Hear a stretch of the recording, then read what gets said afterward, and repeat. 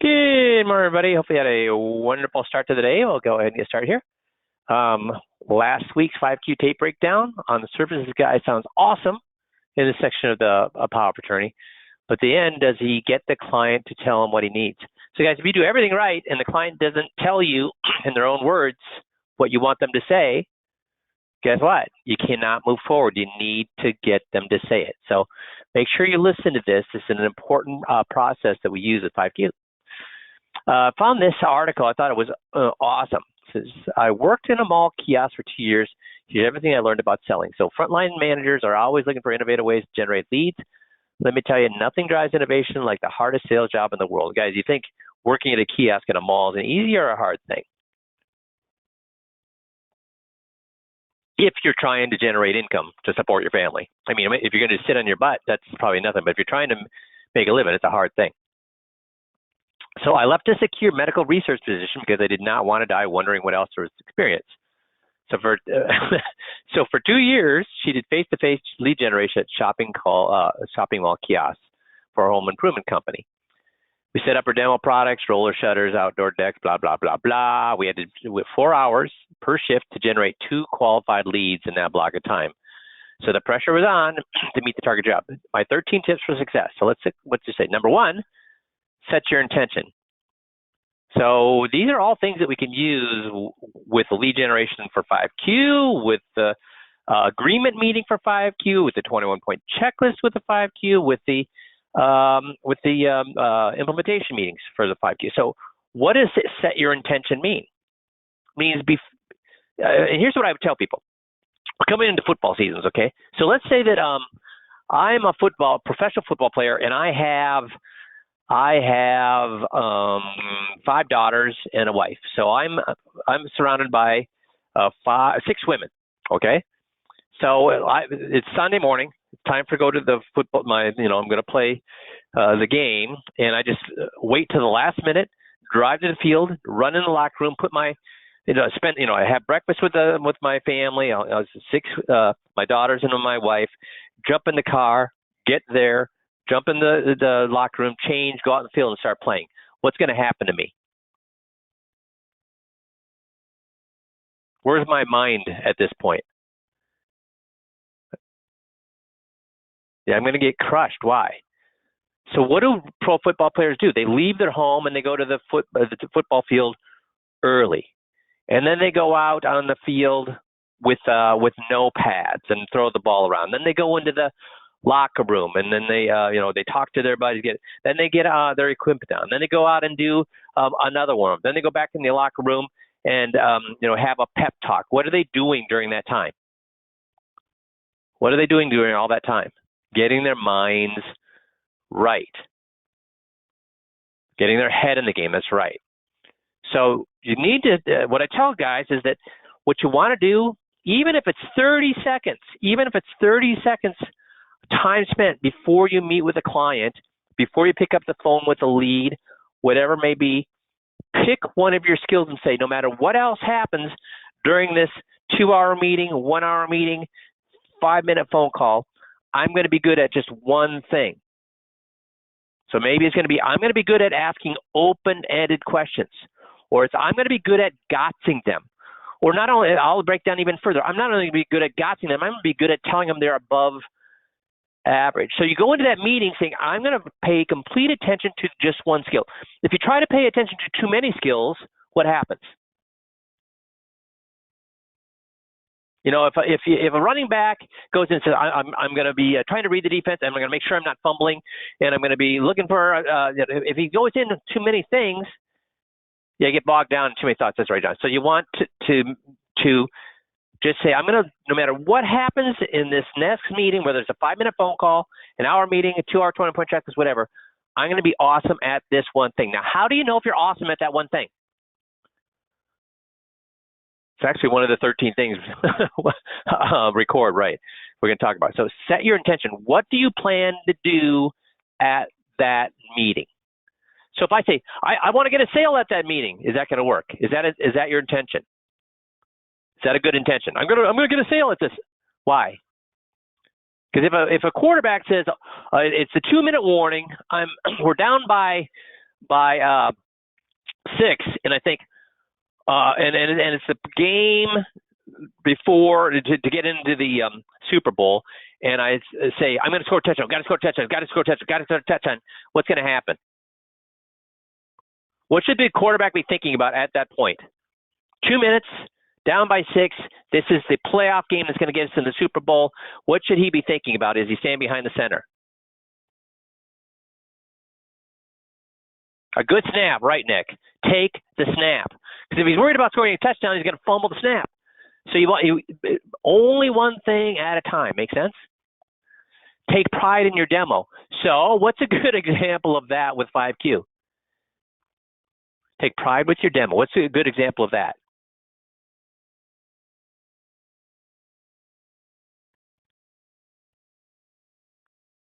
How good should you be at the 21-point checklist? How good should you be at the FIA presentation? Now, not asking questions. I'm talking about take pride in your demo. If all I did is go and say, I'm going to ask a bunch of open-ended questions, is that going to work? No. How many, guys, again, this is kind of late in the game. We're right into the fall season of selling here. And if you're not awesome at the 21-point checklist, you had all summer to get awesome at the 21-point checklist. Are there any excuses for any of you not to be awesome at the 21-point checklist at this point? There is none. You know, how many high schools are there in this country? Tens of thousands. How many of them have theater departments? Virtually all of them. How many of them do a spring and a fall play? Virtually all of them. How many of those people that are in the play memorize their scripts? All of them. And does the history teacher say you don't need to do any tests until then? Do they say their math teacher says you don't have to do any tests because you know you're going to be in the play? No, they have to do all that other stuff. And do they get paid a single cent for memorizing that script? No. Guys, you can make $2 million a year. If I guarantee you memorize that script, you record your meetings, you work with me, and I'm willing to sign up with any one of you that wants them to do that. Memorize the scripts, record your meetings. I'll meet with you as much often as you want. We'll make you $2 million a year. Do they get paid $2 million a year? They don't get paid what? Nothing. So if a high schooler that has all this other stuff going on with history, math, English, and everything else they have to do, maybe a part-time job, are able to memorize a script, and they're doing it for basically a couple of sets of applause at the end and to be with their friends, why can't you, when you got, and I don't care if you don't want to make $2 million. Guys, if you're meeting with a client, how many of those people you want to close? You'll close 100% of people with a 21-point checklist script. Make sense? Take pride in your demo. Note to self, pay attention. When people are talking, you need to what? When your prospect or client is talking, you need to what? Pay attention to them. Okay? Get them physically involved. You know, like in the kiosk, what do? If they're selling drones, what are they going to do? If they're selling the race cars, what are they going to do? If they're selling blinds, what are they going to do? They want you to what? Touch those things. What are ways we can get a client physically involved? What kind of calculator should you have on your desk? What kind of calculator should you have on your desk? A big one. That's right, a big one. So who should do all the calculations? When you're having somebody calculate, what is the fee? How much in dollars is that? What percentage is that? You hand the calculator to them and let them do it. Get them physically involved.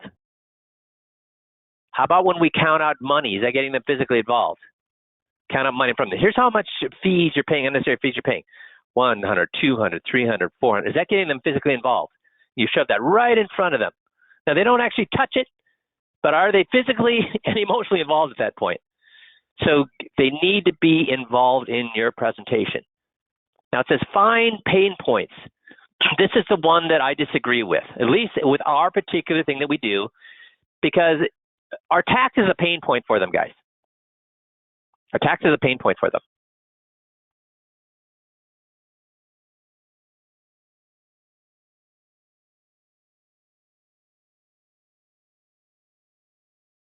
I got one person saying yes. Let me ask you a question. I got two people saying yes.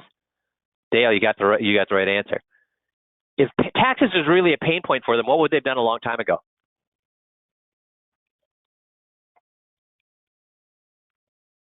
They would have fixed it, right? And if taxes are a pain point for them, quarterly estimates come up. They write the check for the taxes, and then what do? Do they think about it every single day for the rest of the quarter till they pay the next one, or do they forget about it? Write the check, forget about it. They write the check and forget about it. It's not a pain point. How about paying too much in fees? Is that a pain point? No. They don't even know they're paying too much in fees. How about the market going down? Is that a pain point? Sure, until what? Goes back up. So if we're going to use the market going down as a pain point, that means we can only sell when what? The market's down. And many of you probably learned when the market's down, are there people that say, I can't move because the market's down? Everybody answer that. Have you run into people say, the market's down, I'm down 30%, I can't move until the market comes back? Have you that ever happened to you?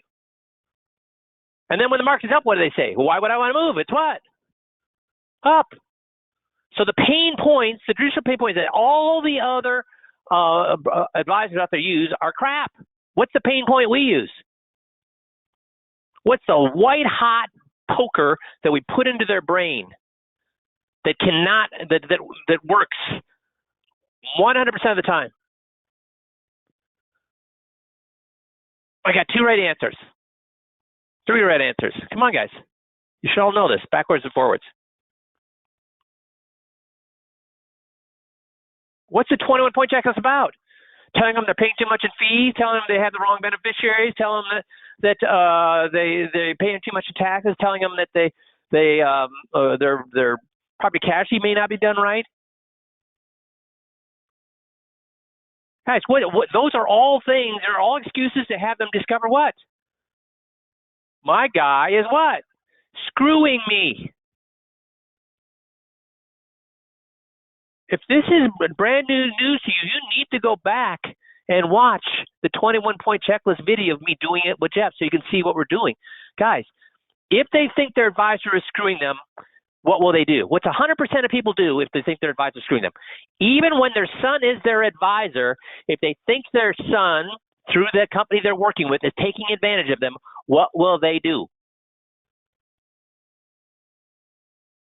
99% of them or 100% of them? How many people are going to say, yeah, my bank's screwing me, but I think I'll stay with them. My advisor's screwing me, but I think I'll stay with them. My doctor's screwing me, but I think I'll stay with them. How many people will say that? And do we say that their advisor is screwing them? No, they say it. So if they say it, 100% of people move. So we have one pain point. One pain point, and that is my advisor is screwing me. And that's why we have so many recorded meetings of people moving their money on vacation. How many other advisors in this country have been successful at getting people when they're in Cancun, setting aside a couple hours to walk through the paperwork on the phone, and then going down to the business office and faxing that stuff? Is there any other advisor, any other system out there that's been successful in doing that? We have tape after tape after tape of people moving the money while on vacation. Why are they taking time out of their vacation to move the money, guys? Because what are they thinking about before they go to sleep? What are they thinking about while they're eating dinner? What are they thinking about when they're driving the car? What are they thinking about on the plane? My guy has been what for the last 10 years? My guy has been screwing me. And when you think somebody is screwing you, does that go away? Does that pain go away? No. Does that make sense? Now, we can't do that at the first meeting, but that's the main pain point we're going to get to. How we get them, create pain points at the first meeting is we go through the goal scripts, right? We talk about getting a 5% rate of return with less risk without moving into investments. We talk about getting in the 1% tax bracket. We can talk about pulling out money out of their retirement accounts and paying 70% less taxes. We talk about replacing their spouse's income, Social Security income, at their spouse's death. We talk about getting long-term care without expensive annual premiums. We talk about all those things. So this one is to get us to the process, but in the end, the pain point is that my guy is screwing me. Make sense? Number 6, capture the lead with fair exchange. Capture the lead with fair exchange. So that means you always have to give them something of value in order for them to want to meet with you. Build rapport by asking questions. Do we do this, guys?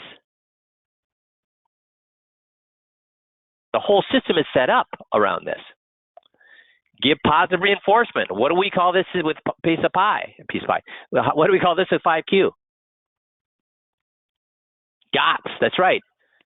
And it's the most important one, right? We have acknowledge is number 1, parrot is number 2, and tell them they're above average is number 3. So all 3 of them do it, but that third one is the big one, empowering them. Right, Tom? Work on body language. And when I'm saying body language, guys, what does it mean when somebody crosses their arms? I don't know. It could mean that they're defensive, arrogant, annoyed, irritated, happy, confused, worried. It could mean any number of things. So we're not talking about the classic body language. If they cross their arms, they're not paying attention or they disagree. No. Pay attention to, you should know, you're in sales. You should know if you pay attention whether they're engaged or not engaged, whether they're defensive or not defensive. The other thing you need to work on is your body language. Your body language. So it doesn't hurt at all to have an assistant in during a meeting and have them watch you. Smile. Yeah, I'd absolutely agree with that. Smile.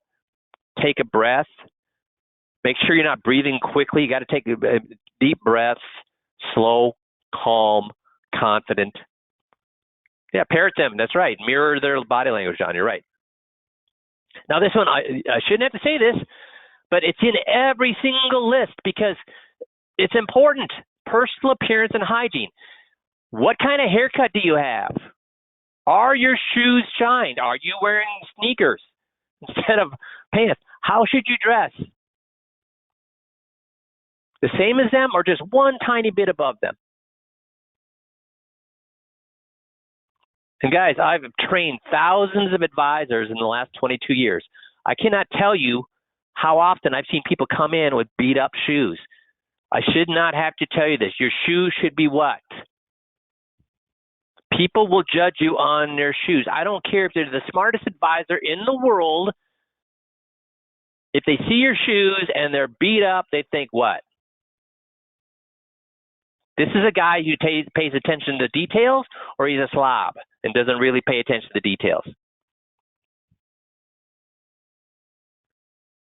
I mean, if he's at a construction site, he's got beat up boots, I think that's a good guy. It's obvious this guy knows what he's doing. If you're in an office and they have beat up shoes, am I thinking this is a good guy? He knows what he's doing? No, I'm thinking what? This guy doesn't even take time to take care of his shoes. How the hell can he take care of me and my investments? Does that make sense? First impression is based on appearance. I'm sorry. I am short. I am not particularly good looking. So guess how much attention I paid to what I wore and my shoes and my hair. People trust tall people. People trust good looking people. I'm neither. So guess what I had to do? Dress well. Okay? Grooming hygiene, posture, facial expressions, handshake, verbal greetings, personal adornments, clothing. Pay attention to those things.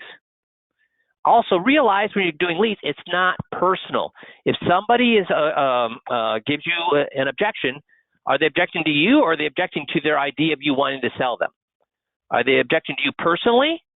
Well, maybe if you've got problems with any of these things, but if you've got these things taken care of, and they object to you, are they objecting to you or the fact that they think you're trying to sell them? See, it's not personal. It's not you.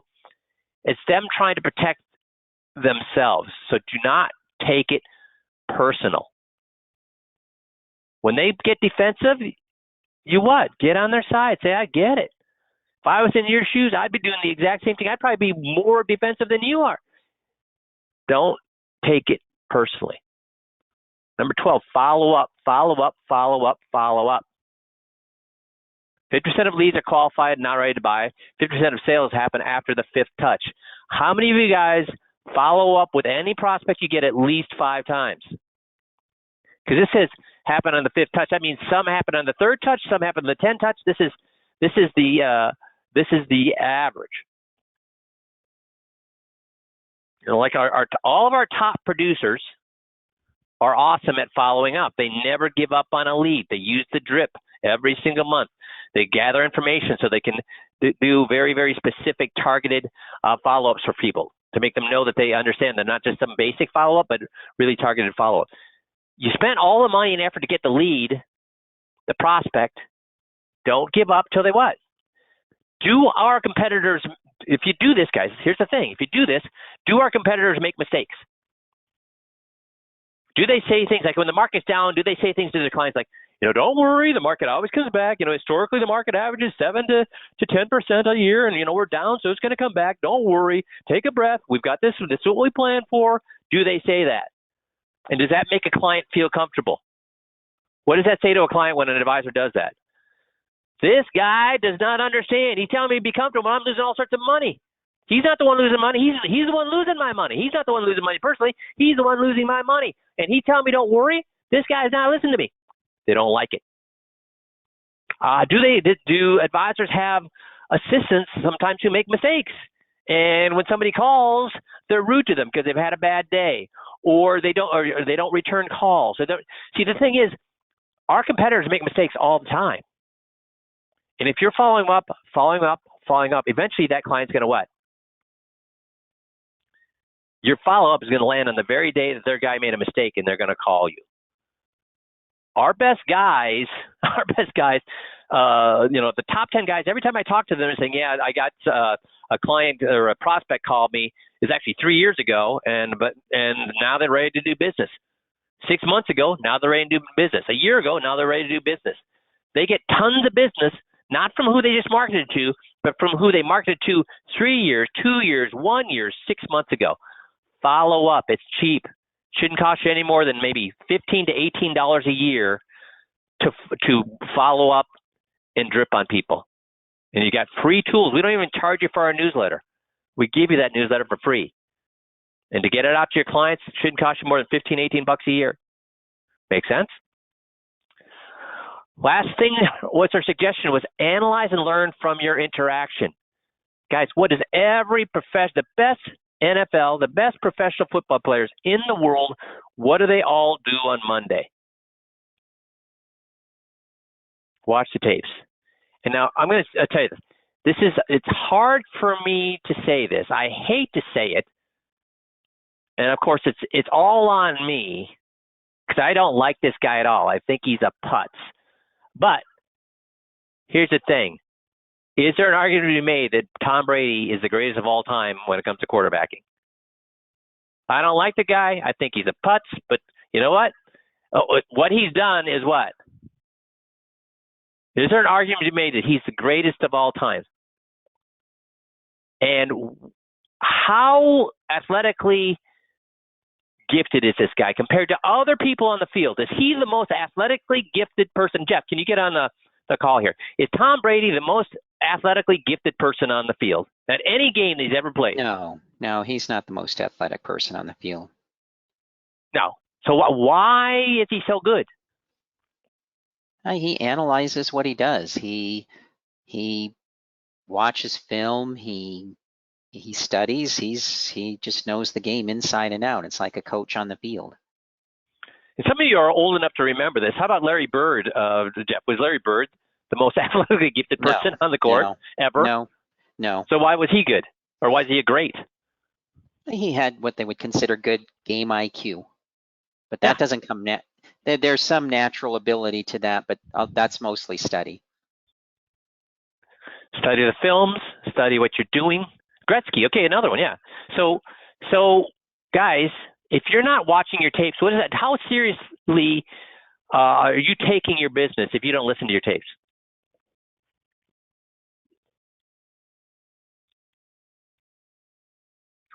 Everybody answer that. How seriously are you taking business?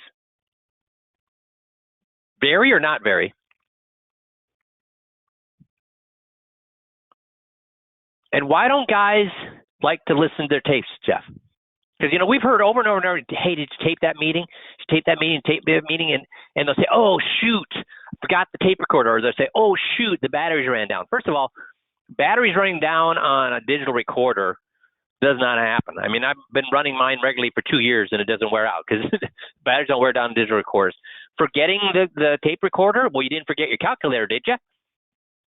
So why then do they constantly, we hear that people are, didn't, forgot to bring the recorder, forgot to turn it on, or the batteries are running down? I think it's why do football players not like to watch themselves on tape? They don't like to see their mistakes. Yeah. But guys, can you get any better if you don't see your mistakes? If you don't see your mistakes, what are you bound to do? Repeat them. So you're doing what it takes. Take your mind off yourself, focus on what you're doing, how you can do it better. Do you have to get better overnight? Guys, getting 1% better a week will triple your skills in a year. 1% better a week will triple your skills in a year, compounded. 1% a week, compounded, will triple your skills in a year. How much better are any of you? Ask yourself, how much better are you at what you do than you were a year ago? Because does experience equal getting better? I've met lots of guys that have been in the business for 30 years, and how much experience do they have? They've been in the business for 30 years, and how much experience do they have? Probably 3 or 4 years of experience. What do I mean by that? They've been in the business for 30 years, but they only got 3 or 4 years of experience. Why? It's the same experience over and over and over because they're not getting better. The only way you can know you're getting better is what? What's the only way you can know you can do better, that you're doing better? Is it based on how much business you're doing? No. Nope. What's the only way you know you can be doing better? Record yourself. Make sense? The Society of Actuaries came out with some highlights from 2020 retirement risk survey, so I just want to go through a few of those while we got some time here. This year's survey examined 5 topics: retirement risk and planning, including key trend items and retirement concerns, retirement income planning, planning for dealing with change, shocks and unexpected events, and healthcare and giving. And some of the key findings they found are this. First of all, pre-retirement plan to retire at a median age. So if pre-retirees plan to retire at 65, does that always end up being the case? No, retirees did so at a median age of 61. They wanted to retire at 65. They ended up retiring on an average age of 61. Why? Because they found out they were rich and they could retire 4 years early? Why did they retire at 61 on average? Yep, John says health. That's one of the reasons, health. Or they were let go. And guys, when you're 61 and you're let go, and this is happening a lot. I know, companies aren't supposed to do this, but is there ageism in the workplace, guys? When you're 61 and they force you out, how hard is it going to be for you to get another job that's even close to the same pay? Yes. So pre-retirees think they're going to retire at 65. They're being forced at 61. These are their concerns. So you look at their concerns. Value of your savings and investments might not keep up with inflation. 66% of pre-retirees, 41% of retirees. Now, why are retirees not afraid of that? And do you think that was 1921 or 1921? How about that? 2021. That's 2021. Do you think this has maybe changed in 2022? When you've had 2% inflation for a decade, are you afraid of inflation? No. I guarantee you right now, guess what everybody's afraid of? Inflation. You might not have enough money to pay for a long-term care stay. 62% of pre-retirees, 46% of retirees. You might not have enough money to pay for adequate health care. 61, 32. Why? The 61 are afraid that Social Security and Medicare are going to go away, right? The retirees have been getting Social Security and Medicare, so they're pretty comfortable But even so, still 33% of them are worried about it because they probably have expanded. What have we figured, or what have we talked about many, many times in the past? What's the average couple spend in retirement, not including long-term care? I'm not talking about nursing home. I'm not talking about assisted care living. I'm talking about just in medical care. What's the average couple going to spend before? Very good, Tom. What's the average couple going to spend on medical expenses in their retirement that are not covered by Medicare? And again, I'm not talking about long-term care. How much? So Tom's got the number. You can Google this too. It's all over the place. It's over $250,000. More like 273,000, 300,000, right, Tom? So the 33% realize, oh, geez, that I'm going to spend a lot of money. That's a big dent in my retirement. You might not be able to maintain a reasonable standard of living. 60%, 30%. You might deplete all of your savings. 60%, 30%. There might come a time when, if married with a partner spouse, you're incapable of managing your finances. Wow, that's a big number, isn't it? And what does this tell you? And we've talked about this over and over and over. When we talk about the 21-point checklist and the scripts, when we talk about one of our goal scripts about your are you using the program that will replace your husband's Social Security at his death when you lose that paycheck? So what does that tell us right here? There might come a time when you plan. Now remember, we have non-financial and financial. Who's worried about the non-financial things, generally? Who's worried about the non-financial things? Generally, the wife is. Who's worried about the financial things? Generally, the husband. It can be reversed, but how many times have you met with a client, a couple, where they both understood the investments at the same degree, that they both were experts on their investments? Never. I never had either. It's always one does the investments, like in my relationship with my wife, I do the investments, she does the checkbook. I have no clue where our money goes every month. She does all that. She has no clue. I try to get her involved with the investments in case I'm run over by a bus, knock on wood, but she's not interested. So this is telling us that, hey, this is a problem. That's why do we spend so much time talking about the non-financial? It gets the wife involved. Finally, we're talking her language. You might not be able to maintain the same standard of living after your spouse's death. We have a goal that talks about that with losing your Social Security, right, of your spouse. Your spouse might not be able to maintain standard of living after. You may not be able to stay in your home. The equity you have in your home may not be sufficient to support retirement plans. You might be a victim to fraud or scam. Look at how high that is. We've been talking about that for the last 6 months, about using that as a lever. That's a big thing. You might not be able to leave money to your heirs. Not so big. You might be more socially isolated. Again, it's not something we deal with, but that there is a concern for some folks. Now, look at this. Look at the concerns based on income. And so pre-retirement, let's look at primarily we're dealing with retirement households. People making $75,000 above, that's the people we want to be working with. Or maybe some of these people, but mostly up here. The value of your savings and investments might not keep up with inflation. Only 27% of them are worried about that. You might not have enough money to pay for long-term, only 32%.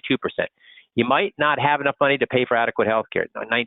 You might not be able to maintain reasonable standard of living, 15%. You deplete all of your savings, 15%. Guys, what is this telling us?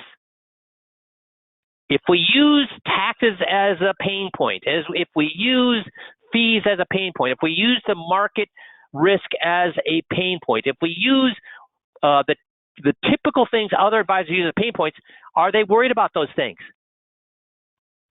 No. So why, with these people, the people we want, what's the only way we can get them to move their money to us? Because they ain't worried about nothing.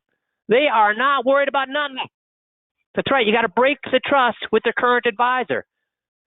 So if they're not worried about this, but they think their advisor's screwing them, what will they do?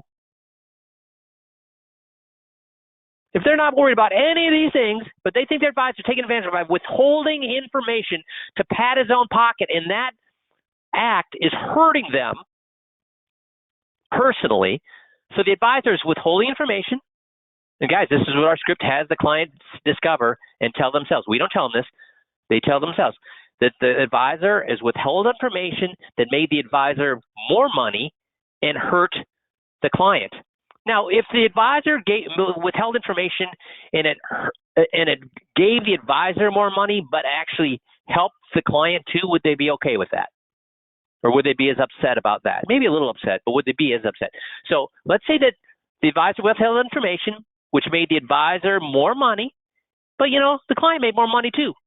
Are they going to be upset about that? No. But when they find out the advisor withheld information that made the advisor more money, that actually hurt the client, cost the client, and how many scripts do we have that do that, guys? We've got 7 scripts that do that, where the client says, that advisor withheld information and made him more money and hurt me. Not only did he make more money, but by doing that, he actually hurt me. If they say that, they're going to move. You can't be relying on these other things. Not able to maintain same standard of living. See, they're not worried about any of these things, guys. People with money are not worried about any of these things. The only thing that's going to work is breaking the trust. Make sense? Look at 11, NA. You got to break the trust. So where are they getting most of their income? Again, you can see Social Security for poor people, less for people with money. But with people with money, are they still worried about getting cent they're owed by Social Security? Do you think I'm worried about getting every cent I'm owed by Social Security? Yeah. But here's the big thing. What's happening with every retiree? See, people that are retired, 62% of them are still getting defined benefit plans. Why is this so low as compared to retirees? Why is pre-retirees low and retirees are high? Because what's happening to defined benefit plans every single day? Going away, exactly. How prepared are you for these expenses? Significant out-of-pocket long-term care, 57.40. Divorce, 53.35. Running out of assets, 52.36. Why do the retirees at this point think they're not going to? They have no worry about running out? 2/3 of them think they're not worried about running out of assets. What just happened for the last 2021? So what happened from 2009 to 2021? That's 12 years, a dozen years. What happened in a dozen years? Up. So of course, when the market's going up every year, tripling in value in 12 years, are you worried about running out of money? Do you think there's more people starting to worry about running out of money now? And if we have a dead cat bounce, like most of the large brokerage house and research thinks, how many are going to start worrying 6 months from now? Family member need of financial support. So you can see, guys, they have lots of worries, but are they overwhelming worries? Are these overwhelming worries? No. So what's the only thing that's going to get them to move their money? Lack of trust with their current advisor. Respondents were asked about the maximum amount of money that they could afford to spend without jeopardizing their retirement security. Half of pre-retirees could afford $10,000 or less, and half of retirees roughly $25,000 or less. So they're not worried about anything, right? But do they have it? How many of these things would cost more than $25,000? Even if they're retired, how many of these things cost more than $25,000? Virtually what? Except for, well, even dental expenses can be close to that nowadays. So maximum amount be spent on unexpected. When they're retired and haven't come over 75,000, they have 99% of them say no problem with 500, no problem with 1,000. Down here, 250,000 more. Even then, 25% say they won't have a sorry, 25% said they would have a problem. That means what percentage of people would say they could spend 250,000 on those things and have no problem whatsoever? So if all we're going to try to do is say we can make you more money, we can save you more money, we can have you take less risk, we can have you pay less taxes, will that work? Will that work for this group of people, the people we want? No. So the only way you're going to get them is to break the trust. And the only way you're going to get them to break the trust is how? Yeah, the 21-point checklist is the only way. Likelihood of these events will occur, they get that these things are going to occur. And yet, are they concerned or not concerned? They understand these things are going to occur. Are they concerned or not concerned? They're not. Preparedness for future events. Look at 95% of these people say, I'm prepared for on all these weird things that could happen. That says what percentage of them are worried about anything you bring to their put on the table. If you tell them, oh, the market could fall. Oh, inflation could go up. Oh, your bonds could go down. Now, we tell them all those things, but we tell them in the context of what? Your advisor didn't tell you how to prevent from the market goes down. Your advisor didn't tell you how to prevent against inflation. Your advisor didn't tell you that bonds could go down. In fact, they said bonds were absolutely safe. And instead, they're one of the riskiest things you can do in today's environment. And they did it to pad their own pockets, and it hurt you. The 21-point checklist does all these things, guys. 95% of the people we want to get at have no concern whatsoever, and they think they're prepared for what? Everything. So if you keep going out and say, I got a better investment, I can save you money, I can lower your taxes, I can get you less risk, guess what? Ain't going to work. You got to break their trust. See how retirees feel they fare in retirement? Close to half with income 75 feel they're faring better now than 2 years ago. So they're feeling better and better and better. 46% with incomes over 100,000 have a spending plan versus only 16%. See, the people we want, they think they got everything put together, man. They think they got everything put together. Retirees' level of concern are down significantly from 2019. See, they think they have the ability to maintain their standard of living, and they have the ability to fund their health care. They're not worried about these things. The only thing that's going to work for that is to break their trust. Break their trust. The one exception, this trend is fraud. And have we talked about, they are worried about fraud. Have we talked about using that as a leverage point to get people into your office in the last 6 months? We have 3 or 4 times. Very few pre-retirees are prepared for change in retirement, yet they what? Very few are prepared, but they all think they're what? Do you get that? So the Society of Actuaries said, hey, very few retirees and pre-retirees are prepared for change in retirement, but they all think what? They're taken care of. And are they going to believe us if we try to tell them they're not taken care of? No. Their knee-jerk reaction, and when we tell them, you're not doing the right things, it's going to cause some problems, you're taking too much risk. Now, we tell them they're taking too much risk, but we do that in what? The context of what? Them making a mistake or their advisor taking advantage of them. We tell them that they don't have diversification in that they're making a mistake or that their advisor is not telling them. We tell them that they're paying too much in fees and that they made a mistake if their advisor is not telling them.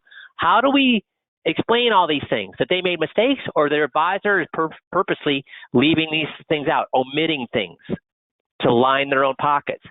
That's what you have to do. If you want to make money in this business, you're going to have to what?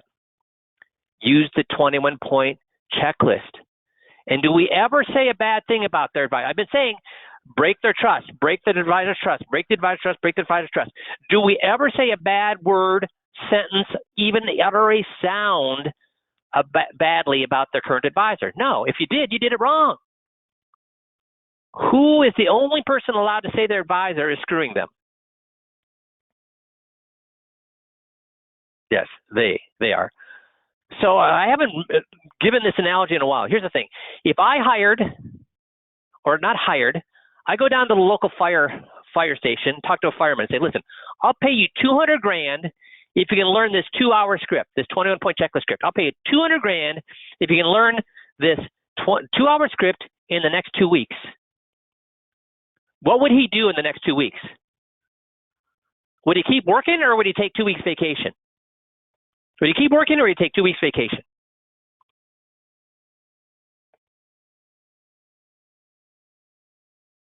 He'd learn to take time off. If he told his wife, I can make $200,000 in the next 2 weeks, what would his wife say? Well, you've got obligations to the family. Or would she lock him in his room and shove food under the door? Oh, my daughter's got volleyball. I got to go to that. What would his wife say? She can have you not show up for 2 weeks. And how much does this fireman know about finances? How much does this fireman know about motivational interviewing? How much does this fireman know about selling? But here's the thing. If after 2 weeks, I had him do the 21-point checklist, how well would he do it as compared to you? Would he do it better than you or worse than you? Because would you make $200,000 or could you make $500, $1 million, $2 million with this? And he's only going to make it one time. You could make it what? For the rest of your life, year after year after year. Are you treating the tools we're giving you, and we've given them to you for free? See, that's probably sometimes I wonder if that's a problem. Because I've given you these tools for free, you treat them like what? When I gave funny thing, my son moved out of the house, and he used my car forever and ever and ever, and it was always a pigsty. Now, his room was always a pigsty. Now that he's moved out on his own, and it's his car, and it's his apartment, guess how clean that car is? Guess how clean that apartment is? When you buy something, you treat it better. I've given it to you for free, and sometimes you guys treat it like what? It's not really that important. I can always go back and do it if I want. If I charge you $10,000 for this, would that still be a deal? If you can make $500 million, $2 million, is charging you $10,000 for this a good deal?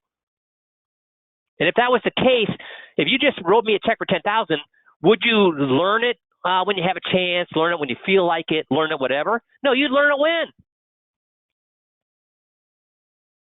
Right then. Treat it like that, guys. Please treat it like that. I've given it to you for free. Don't treat it like it's free.